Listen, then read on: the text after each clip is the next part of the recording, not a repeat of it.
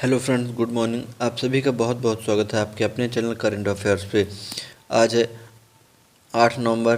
तो इस वीडियो में हम 8 नवंबर से रिलेटेड सारे इंपॉर्टेंट क्वेश्चन कवर करेंगे। ये क्वेश्चन आपके आने वाले एग्जामों के लिए बहुत महत्वपूर्ण होंगे। तो चलिए स्टार्ट करते हैं आज का वीडियो। आज का हमारा पहला क्वेश्चन है, हाल ही में राष्ट्रीय कैंसर जागरूकता दिवस किस दिन मनाया गया है। तो अभी हाल ही में 7 नवंबर को राष्ट्रीय कैंसर जागरूकता दिवस मनाया गया है। यह दिन भारत में कैंसर के लक्षणों और उपचारों के बारे में जागरूकता फैलाने के लिए मनाया जाता है। WHO विश्व स्वास्थ्य संगठन के अनुसार वैश्विक स्तर पर कैंसर दूसरी सबसे घातक बीमारी है जो मौतों का प्रमुख कारण बनती है। 2018 में लगभग 18 मिलियन मामले विश्व स्तर पर थे, जिनमें से 1.5 मिलियन सिर्फ भारत में थे, और 2018 में वैश्विक रूप से लगभग 9.5 मिलियन लोगों की मौत हुई थी, और भारत में जिसमें से 0.8 मिलियन लोगों की मौत कैंसर से हुई थी। यह दिन पहली बार 2014 में केंद्रीय स्वास्थ्य मंत्री हर्षवर्धन द्वारा घोषणा के बाद मनाया गया था। यह दिवस वैज्ञानिक मैरी क्यूरी की जयंती का दिन है, जो भौतिकी में 1903 ईस्वी में नोबेल पुरस्कार विजेता है। यह राष्ट्रीय कैंसर जागरूकता दिवस है। यह 7 नवंबर को मनाया जाता है, और विश्व कैंसर दिवस 4 फरवरी को मनाया जाता है। अगले क्वेश्चन की ओर चलते हैं। यदि आप लोगों को वीडियो पसंद आए तो वीडियो को लाइक करिए, शेयर करिए, कमेंट करिए। यदि आप चैनल पर नए हैं तो चैनल को सब्सक्राइब करके बेल आइकन प्रेस करिए, जिससे मेरे द्वारा अपलोड किए गए सारे वीडियो के नोटिफिकेशन आपको सबसे पहले मिलते रहें। नेक्स्ट क्वेश्चन है, हाल ही में किस देश की सेनाओं के विशेष बलों ने बुल स्ट्राइक अभ्यास शुरू किया है। तो अभी भारत की सेनाओं के विशेष बलों ने बुल स्ट्राइक अभ्यास शुरू किया है। अंडमान और निकोबार कमांड ने निकोबार ग्रुप ऑफ आइलैंड्स के टेरेसा आइलैंड में 3 दिवसीय tri service combat exercise code नाम बुल स्ट्राइक का आयोजन किया गया है। यह अभ्यास तीनों सेनाओं, थल सेना, नौसेना और वायुसेना के बीच अंतर को कम करने और तालमेल पर ध्यान केंद्रित करने के लिए किया गया है। बुल स्ट्राइक इस अभ्यास में भारतीय सेना की पैराशूट ब्रिगेड, मार्कोस और विशेष बलों की टुकड़ी, अंडमान और निकोबार कमांड के 3 सेवाओं के सैनिकों ने इसमें हिस्सा लिया है। अगले क्वेश्चन की ओर चलते हैं।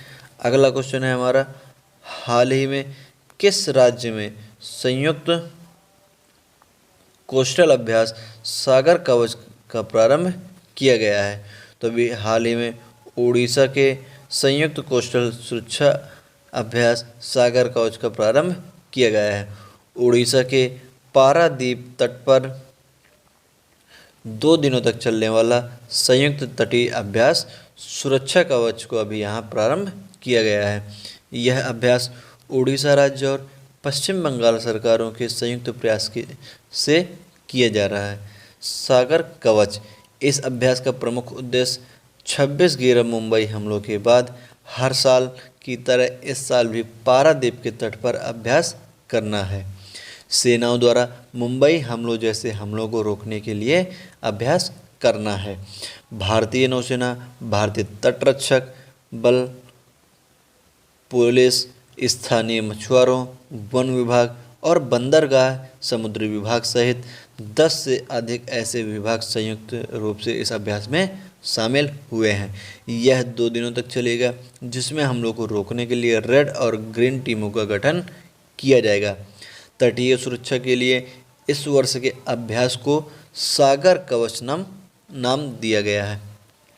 अगले क्वेश्चन की ओर चलते हैं। अगला क्वेश्चन है, हाल ही में हॉकी इंडिया के नए अध्यक्ष कौन चुने गए हैं। तो अभी हाल ही में ज्ञानेंद्रो निंगोमम ज्ञानेंद्रो निंगोम्बम हॉकी इंडिया के नए अध्यक्ष चुने गए हैं, जबकि पूर्व अध्यक्ष मोहम्मद मुश्ताक अहमद वरिष्ठ उपाध्यक्ष पर निर्विरोध चुने जाने के बाद हॉकी इंडिया के कार्यकारी बोर्ड में फिर से शामिल हो गए। इससे पहले ज्ञानेंद्रो निंगोम्बम जुलाई 2020 से हॉकी इंडिया के कार्यवाहक अध्यक्ष के रूप में कार्य कर रहे हैं। ज्ञानेंद्र पिछले 40 वर्षों से मणिपुर में हॉकी के अनुशासन से जुड़े हैं और फेडरेशन जमीनी स्तर पर उनके काम से प्रभावित है। हॉकी इंडिया के अध्यक्ष भी यही चुने गए हैं, ज्ञानेंद्रो निंगोम्बम, और इसकी स्थापना हुई थी हॉकी इंडिया की 20 मई 2009 को, और इसका मुख्यालय है हमारा नई दिल्ली में। अगले क्वेश्चन की ओर चलते हैं। अगला क्वेश्चन है हमारा, हाल ही में virtual global investor round table 2020 सम्मेलन की अध्यक्षता किसने की है? तो अभी इसकी अध्यक्षता नरेंद्र मोदी जी ने की है।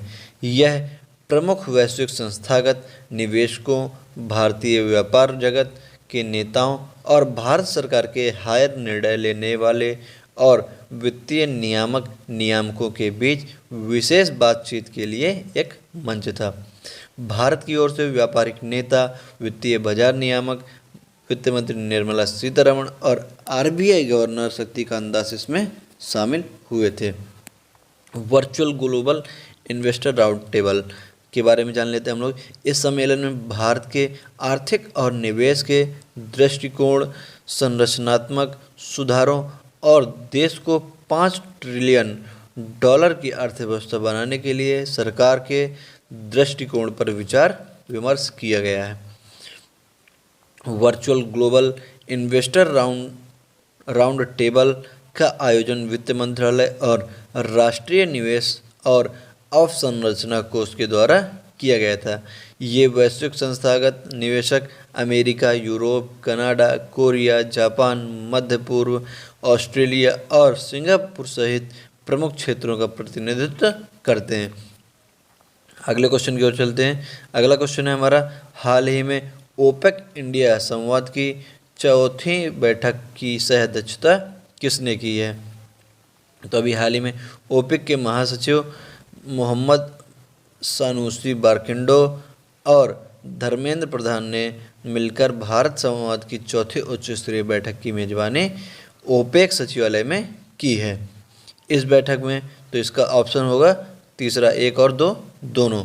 इस बैठक में तेजी से बदलते वैश्विक ऊर्जा परिदृश्य, ऊर्जा चुनौतियों पर नियंत्रण, वैश्विक तेल मूल्य तंत्र, ओपेक और इसके सहयोगी द्वारा तेल बाजारों में संतुलन के लिए किए जा रहे हैं उपाय और भारत के लिए तेल आपूर्ति सुरक्षा सुनिश्चित करना जैसे प्रमुख विषयों पर चर्चा की गई है।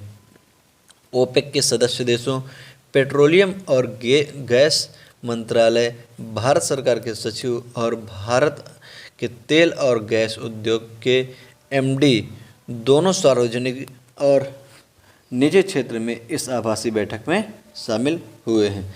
अगले क्वेश्चन की ओर चलते हैं। अगला क्वेश्चन है हमारा, हाल ही में भारत इटली द्विपक्षीय शिखर सम्मेलन 2020 का आयोजन कब किया गया है?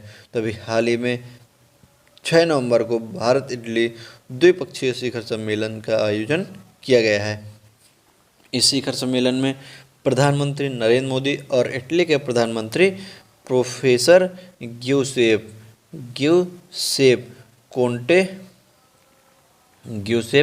कोंटे शामिल हुए हैं। दोनों नेताओं ने द्विपक्षीय संबंधों के व्यापक आधार की समीक्षा की और कोविड-19 महामारी सहित आम वैश्विक चुनौतियों से निपटने के सहयोग को मजबूती करने की अपनी प्रतिबद्धता जताई है। इस बैठक में राजनीतिक, आर्थिक, वैज्ञानिक और तकनीकी अंतरिक्ष और रक्षा सहयोग सहित कई मुद्दों पर चर्चा की गई है। इस सम्मेलन के दौरान विभिन्न क्षेत्रों जैसे ऊर्जा, मत्स्य पालन, जहाज निर्माण, डिज़ाइन आदि से संबंधित 15 समझौतों पर हस्ताक्षर किए गए हैं। यह क्वेश्चन हमारा इटली से रिलेटेड है। भारत और इटली से तो भारत के हमारे राष्ट्रपति हैं रामनाथ कोविंद जी, प्रधानमंत्री हैं नरेंद्र मोदी, और भारत की राजधानी है नई दिल्ली, और भारत की मुद्रा है रुपए। और इटली से संबंधित, इटली के राष्ट्रपति हैं हमारे सर्जियो मटारेला, और प्रधानमंत्री हैं ग्यूसेप कोंटे। राष्ट्रपति का नाम नोट किए दे रहा हूँ, आप लोग नोट कर लीजिए, सर्जियो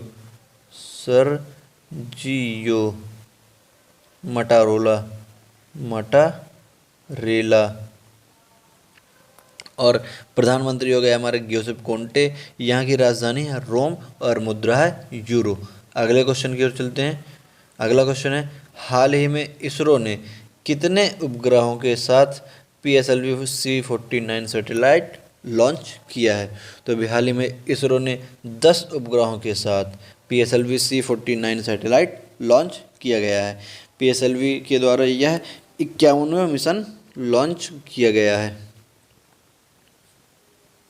51वां मिशन लॉन्च किया गया है। इसरो द्वारा साल 2020 में लॉन्च किया गया यह पहला मिशन है। प्रक्षेपण यान को आंध्र प्रदेश के श्रीहरिकोटा के सतीश धवन अंतरिक्ष केंद्र से लॉन्च किया गया है। EOS 01 एक पृथ्वी अवलोकन उपग्रह है जिसका उद्देश्य कृषि, वानिकी और आपदा प्रबंधन सहायता करना था। इसके अलावा 9 उपग्रहों लिपुआनिया, नोट करिए, लिपुआनिया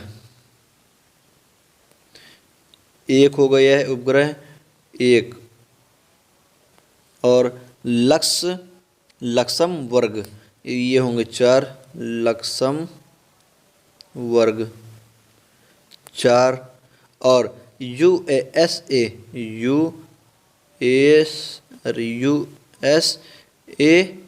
ये होंगे 4, इसके 4 उपग्रह होंगे।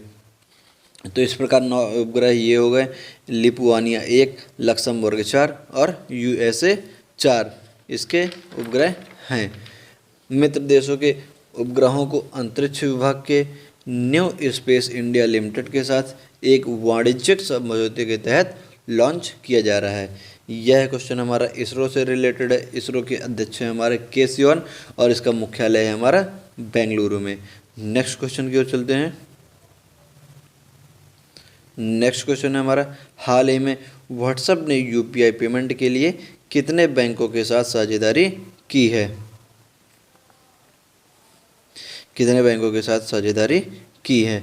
तो अभी हाल ही में व्हाट्सएप ने UPI पेमेंट के लिए 5 बैंकों के साथ साझेदारी की है। ये 5 बैंक होंगे भारतीय स्टेट बैंक, ये हो गया SBI, और HDFC हो गया, और ICICI, एक्सिस बैंक और जियो पेमेंट बैंक। ये 5 बैंक के साथ इसने साझेदारी की है। National payments corporation of India NPCI के द्वारा हाल ही में फेसबुक के स्वामित्व वाले मैसेजिंग ऐप प्लेटफॉर्म व्हाट्सएप को देश में अपनी UPI को श्रेणीबद्ध तरीके से लॉन्च करने की मंजूरी दी गई है। अगले क्वेश्चन की ओर चलते हैं। अगला क्वेश्चन है हमारा, हाल ही में म्यूचुअल फंड की मौजूदा ओवरसीज इन्वेस्टमेंट लिमिट में कितनी बढ़ोतरी की गई है? किसने बढ़ोतरी की है? तो अभी यह बढ़ोतरी सेबी के द्वारा की गई है। सेबी का फुल फॉर्म होता है securities and exchange board of India. Mutual fund विदेशी निवेश में अधिकतम $7 बिलियन की कुल सीमा के भीतर 6,000 मिलियन प्रति म्यूचुअल फंड के अधीन कर सकते हैं, जो सीमा इससे पहले 300 मिलियन अमेरिकी डॉलर थी। यह क्वेश्चन हमारा सेबी से रिलेटेड है।